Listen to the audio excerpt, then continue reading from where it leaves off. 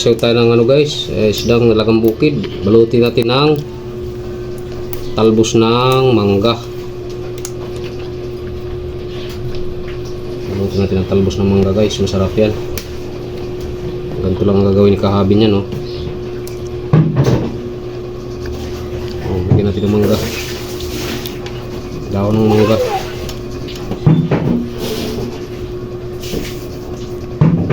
Okay, so balutin natin ang daon ng mangga, yung papaksiw natin. Yan, tapos gano'n.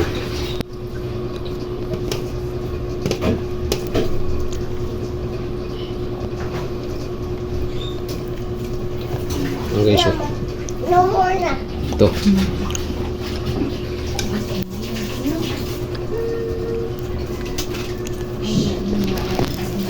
Kunti-kuntiin lang natin guys kasi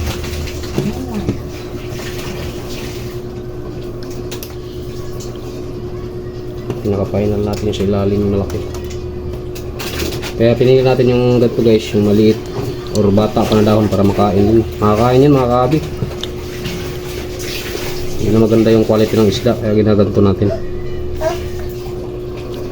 Yan nila ko to.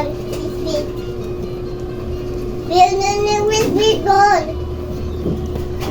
Yan. Okay, so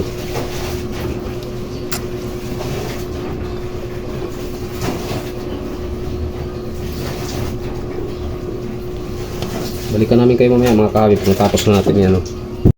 Ayan na guys, nagawa na natin guys. Kulang lang tayo ng konting picados guys. Nilagyan na natin yan ng ano, nabalot na natin lahat yung ating isda. Para-paraan lang yan mga kahabi, para mag-level up ang sarap ng ating paksiw.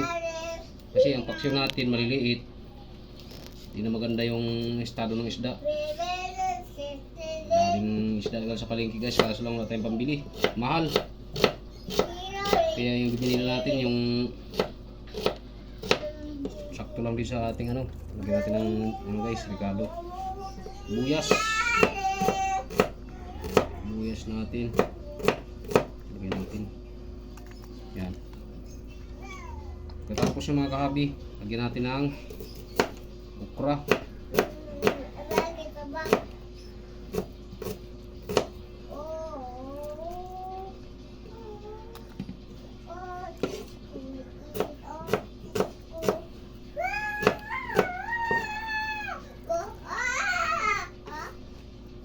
Lagyan natin guys ng siling haba. Yan lang natin dyan mga kahabi. Tatlo yan. Tapos lagyan natin ng okra. Kompletos ricados na tayo mga guys. Okra po ang lalagay ni kahabi. Sarap na yan. Iiwan ko na lang kung hindi maubos yung bahaw nyo dyan. Yan. Tapos lagyan din natin ng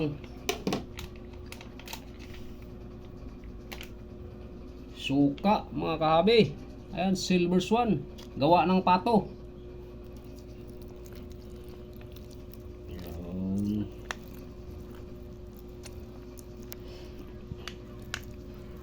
Okay, salang na natin mga guys, hindi na natin patagalin. Lagay pa tayo ng kunting dalawang pangpapula. Yan na. Salang na natin. Ito na guys, luto na yung niluto ni Papa. Buksan na natin para makita nyo. Ayan guys, oh. Masarap na. So, dito na magtatapos yung ano ni Papa. Guys, yung vlog. Bye-bye you guys.